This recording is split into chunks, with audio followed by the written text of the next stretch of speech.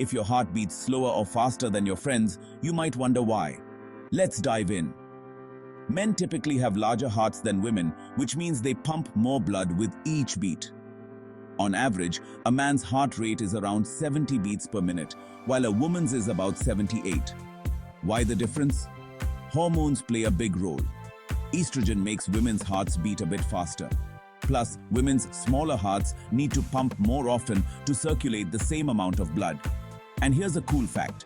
Women's hearts are more adaptable to stress, while men's hearts have a steadier rhythm. So the next time you check your pulse, remember it's not just number. Like, share, and subscribe for more fascinating health facts. Catch you in the next one.